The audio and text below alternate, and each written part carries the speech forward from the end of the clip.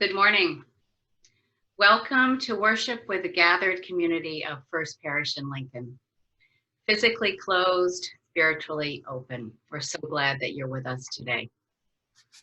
As is our long tradition, today we will lift up our children and celebrate their growth and learning this year. It's going to be a wonderful service. We need this energy, hope, and optimism now because it's been a very difficult week in America. Passing the 100,000 deaths milestone, deaths from COVID-19, the death of George Floyd and its aftermath.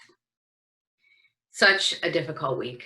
I'm remembering this morning some words from Peter Gomes, the first African-American chaplain at Harvard's Memorial Church. He said once, "Hope is the stuff that gets us through and beyond when the worst that can happen happens." Let's begin our worship this morning with these announcements. First, Barbara Sampson. Good morning. I am your church moderator here with a reminder.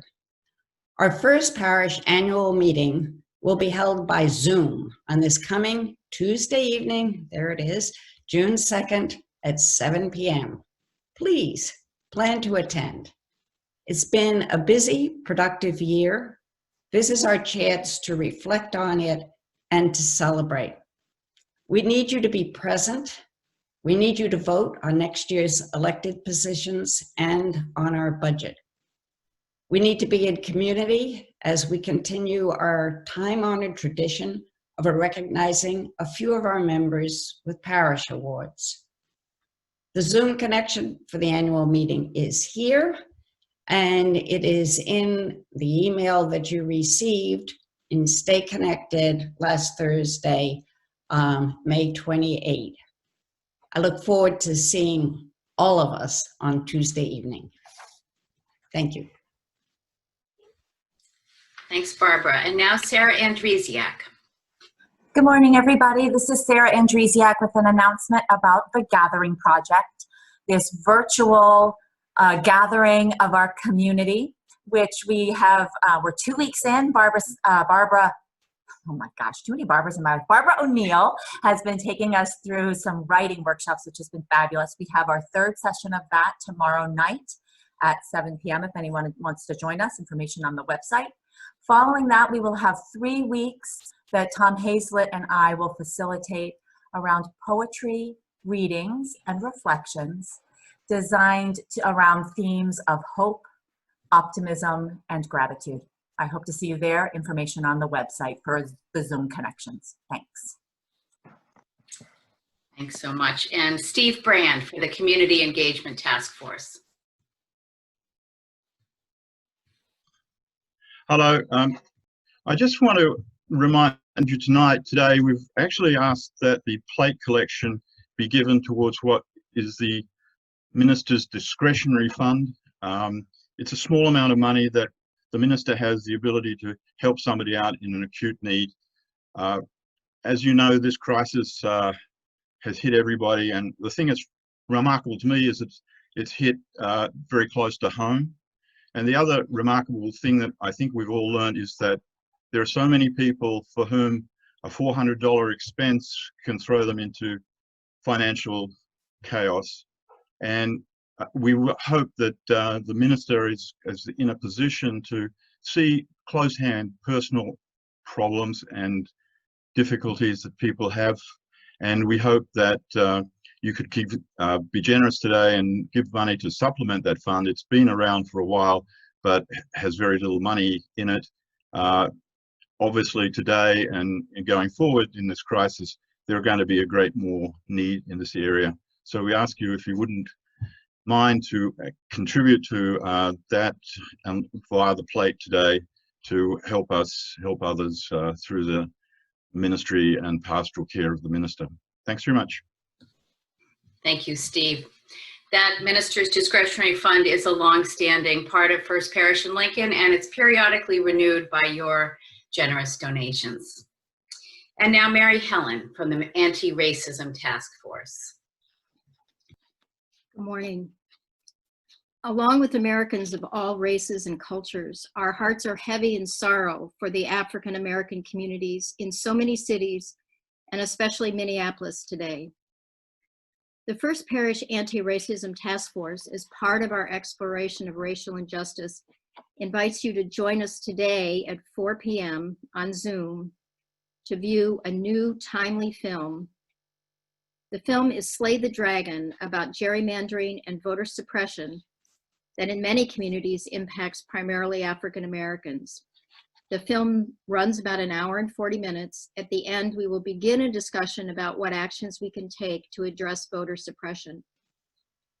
The Zoom link is in the Parish News as noted, and Sarah will post it on the chat, I hope. If you are unable to view the film today with us, it's also available on Amazon Prime, Xfinity, and many other services. Finally, we have planned further discussion for Thursday of this week at 7 p.m. on Zoom. We will welcome conversation about the past week's tragic events and consider what we can do individually and as a community to address racial injustice. Look in the Parish News Weekly and on the website for the link. Thank you. Thanks, Mary Helen. And now a moment of reflection from Meredith. Good morning, friends. What a blessing it is to be together today. I know from listening to the voices of my friends and colleagues that this has been an incredibly difficult week to be a person of color in America, particularly a Black person. The Reverend Dr. Martin Luther King Jr. famously said that a riot is the language of the unheard. Over the past few weeks, we have witnessed continued violence against Black people in our country at the hands of the police. This is wrong on every level, and it absolutely must end now. In this community, we believe in the inherent worth and dignity of all people. All people. We strive to be the church of the open minds, the loving hearts, and the working hands. This means that it is our job to show up and continue the work for racial justice. As people of faith, this is our call. Let us answer it. Amen. And the deacons and I will be hosting a vigil on Wednesday of this week from 7 to 7:30 p.m. so that we might have an opportunity to gather as a community, to bear witness, to mourn, and to grieve. You will find details of the Zoom link on the front page of the website, and I hope you'll join us. Now let us deepen into worship, our celebration Sunday, with the opening words.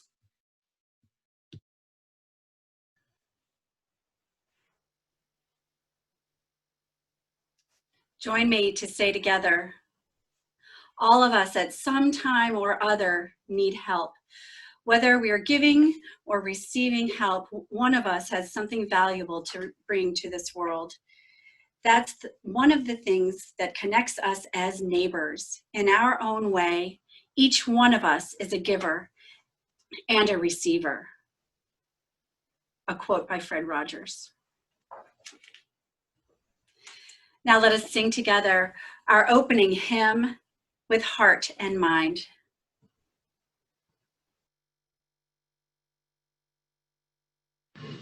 Oh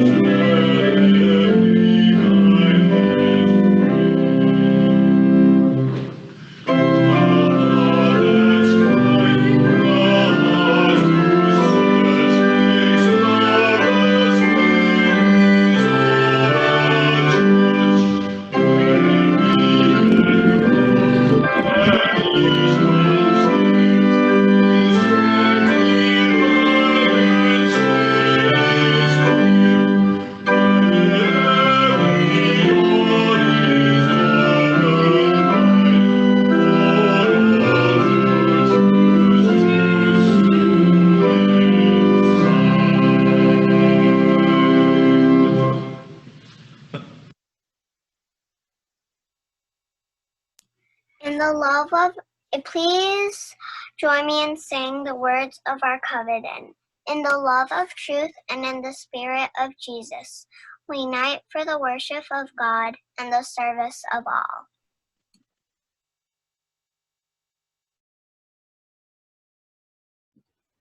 Beautifully done. Today is our Intergenerational Celebration Sunday service. Our last intergenerational service was March 8th. We talked about how, why, when, where, and the importance of prayer. It was also our last service in person together in the sanctuary before the world changed. That week, schools closed, then everything closed. People were working from home or were home without work. Parents undertook the full-time education of their children. Classes and meetings and worship went from in-person to on the screen. What a long, strange trip this has been. Do you remember our second online service? It was the first Sunday there was something in the Wonder Box. Do you remember what was in there? Does this give you any clues?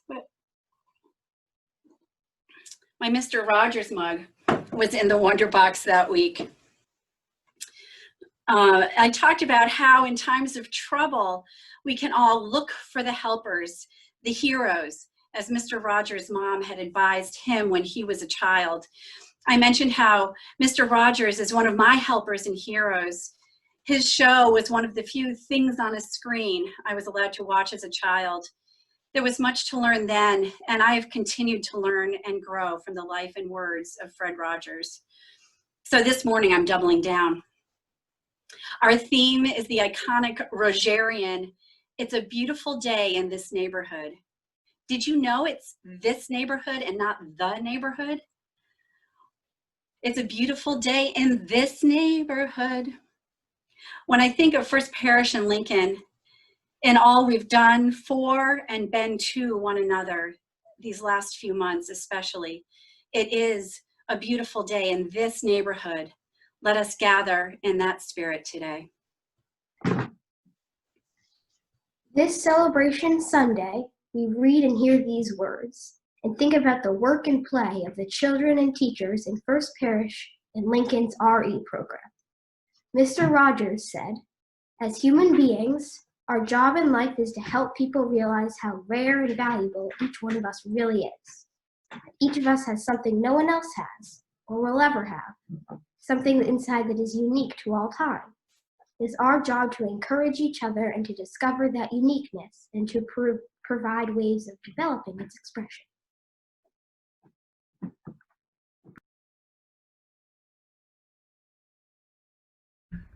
We come now to the time in our service that we set aside for silent and spoken prayers.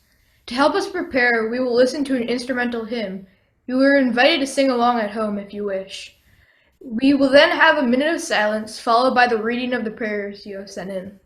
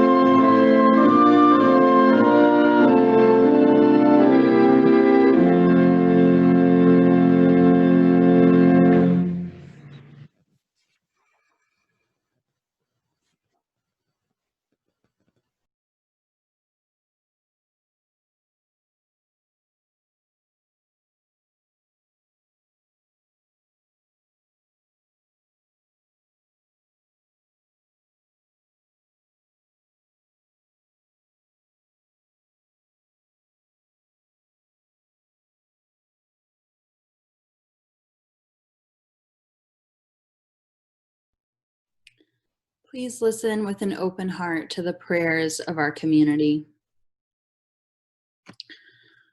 We pray for forgiveness for the failures of our nation to include all people in the American dream. We are called to kneel together in solidarity while we stand together to eliminate the curse of white supremacy from our land. Gratitude for all those who graduated. Prayers for Peggy, whose sister died of COVID this past week. Thanksgiving for our families. Prayers of healing for our nation. Gratitude for the voices of children this morning. Prayers of love and determination to do what we can to make America less racist. We hold all of these prayers, those spoken aloud and those named only in the silence of our hearts, in the love of this community. Amen. I am thankful for nice weather. I am thankful for church. I am thankful for friends. I am thankful for eggs. I am thankful for class. I am thankful for my toys. I hope that COVID-19 will stop spreading. I hope to see people in person, not 6 feet apart. May you be safe. May you have enough food. Amen.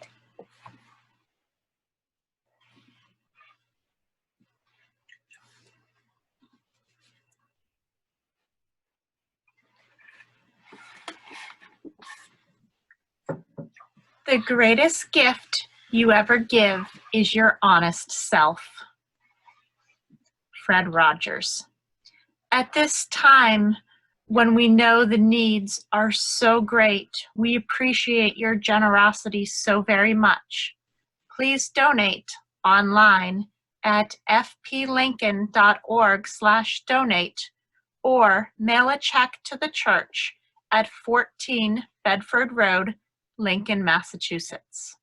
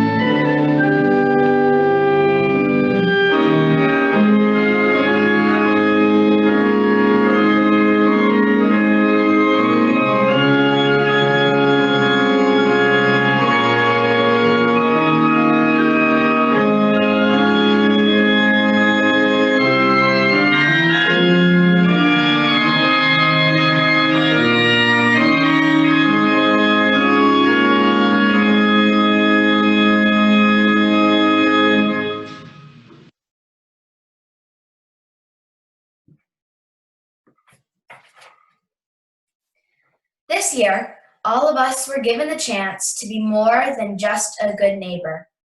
We are all now champions of the Stay-at-Home Olympics. We work to be kind. We work to help those both near us and far from us. Spreading cheer is one way we give to each other in times of hardship. So whether we are cheering up seniors with the parade or organizing a socially distanced gathering, we all have to be good neighbors. This year, I learned from all of you the spirit of generosity, how to give even when I feel my contribution is small. These times have also brought to light the injustice of racism in America.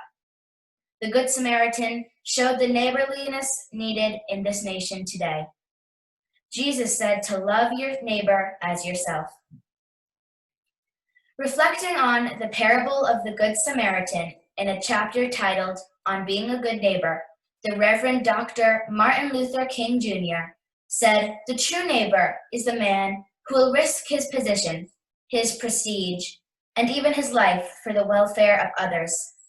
His altruism will not be limited to safe places, but it will move through dangerous valleys and hazardous pathways to lift some bruised and beaten brother to a higher and more noble life.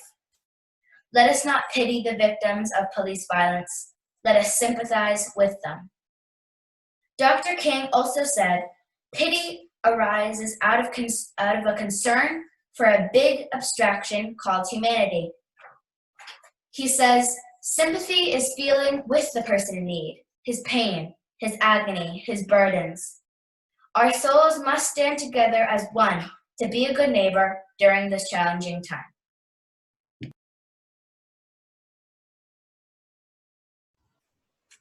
And now, Joey, if you'd like to give it a try again. I know you froze up. Let's cross our fingers and hope we can hear from you.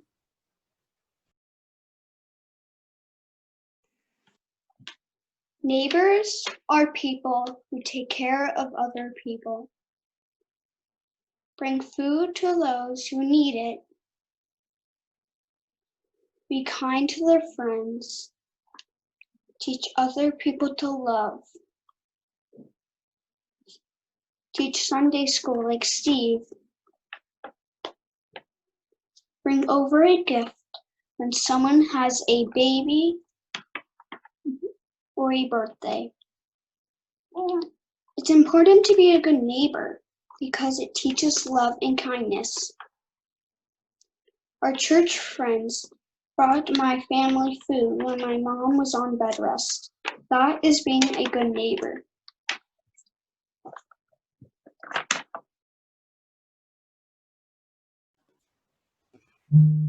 So now it's my turn, and what hard acts to follow. I'm feeling a little intimidated here and trying to not compete, but go along after those beautiful words by the youth of our Sunday school. As we moved from gathering in person to gathering virtually for worship, other changes to our daily lives, our daily cares, our daily responsibilities changed as well. And in the weeks that followed, our commitment to our covenant, to truly being in the service of all, really came to the fore. Mr. Rogers' song, "It's a Beautiful Day in This Neighborhood," is on the surface a song of appreciation for the people around us and for a particular day. In times of trouble, I hear this song as a rallying cry. How does this neighborhood become beautiful? What is my role in making my neighborhood beautiful? How big is my neighborhood? Is it Lincoln, Waltham, Boston, Minneapolis, Miami, Detroit, LA? There are real concerns of all kinds all around, and it's a beautiful day outside. How can I enjoy this now amidst all this? These are some of the questions we strive to help the children explore on Sunday mornings. We don't pretend to know all the answers. We give some when we can, but more so, we try to give children the resources they need to find answers within themselves and to find answers from trusted sources without. Though our curriculum isn't based on the life and work of Fred Rogers, there isn't much we do in RE that can't trace a link back to something he said, taught, or did. From our very youngest being embraced in the nursery with Jan accepting them for just their being you, to children learning how important it is to share the gifts they've been given like they did this morning, to youth discovering the traditions of our neighboring faiths, to 8th graders in OWL. Do you remember this Mr. Rogers song? Some are fancy on the inside, some are fancy on the outside. Everybody's fancy, everybody's fine. Your body's fancy, and so is mine. Oh, Mr. Rogers, how gently you give us these lessons. Throughout the church year, I attend seminars and workshops to further my education and to keep abreast of best practices. During a recent one, a guest speaker sheepishly said, "Not to sound like Fred Rogers, but," and I bristled. Why not sound like Fred Rogers?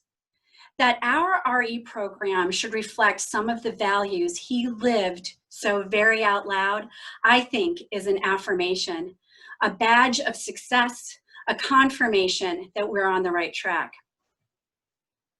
Keeping on the right track in more recent FPL years has been a little bit of a challenge. Mr. Rogers had his neighborhood of helpers, Mr. McFeely, Handyman, Negri, Chef Brockett. Just so, FPL's RE program has had its helper heroes, the teachers, assistant teachers, and the members of the Youth Programs Committee. And I want to pause here to offer my thanks to all of these people, and a few in particular. There was a stretch of a few years when the program needed grace and guidance. 3 members stepped up and said, "This is so important to my family. This is too important to my church for me to sit back and wait to see what happens."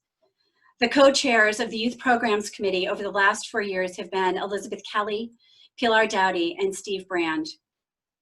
All 3 have brought enormous amounts of time, talent, and energy to keeping the program going. Onboarding, offboarding, onboarding, and supporting folks in the DRE position, and advocating for the children and families of this church in committees and in conversations. Pilar rolled off the YPC about a year ago, and we thank her again for all of her work. Steve stepped into her place, and the committee has never had such a knight in shining armor. Steve will be rolling off the YPC at the end of this year, and we send him with profound thanks. Elizabeth is stepping down as co-chair of the YPC this year, after serving longer than I believe any other in that position. I wish we could be in the sanctuary so she could receive the thunderous applause and the adoration so much deserved. Pilar was Elizabeth's co-chair at the beginning and shared with me these reflections. Elizabeth came to the table with the most beautiful mixture of grace, love, and passion. She seemed to effortlessly use all of these traits as she addressed long existing challenges surrounding the religious education program and the declining population of youth and families in church, knowing exactly when to respond with gentle compassion and when to respond with mission-focused passion. She was able to draw from her deep love of her lifelong relationship with the church as she helped the RE team find creative paths forward to address the changing needs of families. Steve continues these sentiments. He said, "Elizabeth is the past, present, and future of First Parish. She loves this church and its remarkable, if quirky, congregation. She is a remarkable young woman with great energy, intelligence, and excellent judgment. She has been a leader with a vision and commitment to building a program for youth and children that our church can be proud of. Serving with her and on the YPC has been the most enjoyable and satisfying collaboration with lasting friendships." Truly, Elizabeth, Pilar, and Steve embody these words from Mr. Rogers. "If you could only sense how important you are to the lives of those you meet, how important you can be to the people you may never even dream of, there is something of yourself that you leave at every meeting with another person. This is how we come together in this neighborhood called First Parish." This morning in particular, there's another friend in Mr. Rogers' neighborhood that I'd like to mention. Francois Clemens was a young African-American classically trained tenor who Fred recruited to help address the turbulent struggle for civil rights in the late 60s. On the church social media sites this week, I posted a clip of how Fred asked Francois Clemens to play the role of Officer Clemens, a police officer in the neighborhood. Mr. Clemens remembers how, growing up, he was afraid of the police. In Gavin Edwards' book, Kindness and Wonder, Why Mr. Rogers Matters, Mr. Clemens remembers, "Policemen were sicking dogs and water hoses on people, and I had a really hard time putting myself in that role, so I was not excited about being Officer Clemens at all." Mr. Rogers was aware of the challenging dynamic and intentionally chose Francois for this important role to try to change the image for his young viewers 51 years ago. 51 years ago.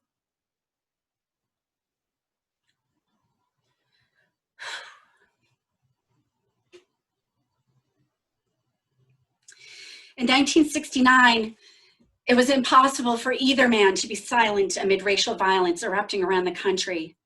There are incredibly disturbing videos of white Americans going to extreme and hateful measures to keep Black Americans out of white swimming pools. For Mr. Rogers, this certainly hit a nerve. He swam every day of his life. A pool was his place of physical challenge and spiritual renewal. But how to address such a big idea with children on TV? Gently, without a mention of what was happening in the news, Fred and Officer Clemens shared a kiddie pool foot bath. There was no mistaking either man's participation. Their shared message was clear. In Fred Rogers' own words, love isn't a state of perfect caring. It is an active noun like struggle. To love someone is to strive to accept that person exactly the way he or she is, right here and now.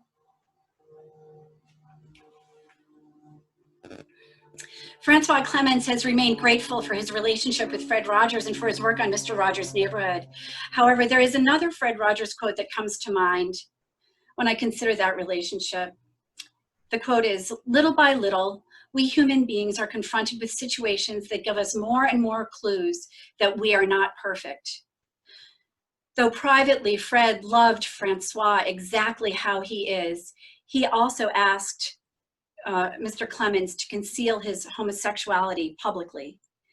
In 1969, perhaps Mr. Rogers felt that breaching the race divide was tough enough, simultaneously trying to support the LGBTQIA community likely seemed out of reach.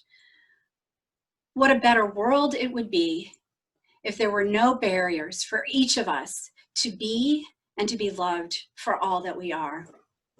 I believe the children of First Parish are learning how this might be true and possible, and about how they can play a role in bringing this about. They have role models in the adults who help nurture their minds and spirits, in the adults who help direct the program in which they learn, in the adults who smile and engage with them in hospitality after usual worship services, and after folks have been enthusiastic pageant audience members, and during boisterous egg hunts. For the children of First Parish in Lincoln, our message is clear. Mutual caring relationships require kindness and patience, tolerance, optimism, joy in each other's achievements, confidence in oneself, and the ability to give without undue thought of gain. Thank you again, Mr. Rogers. I couldn't have said it any better myself. Let us celebrate all that we are for one another, that we may bring our best selves to help shape the world as it should be. Join me as we joyfully sing our closing hymn together.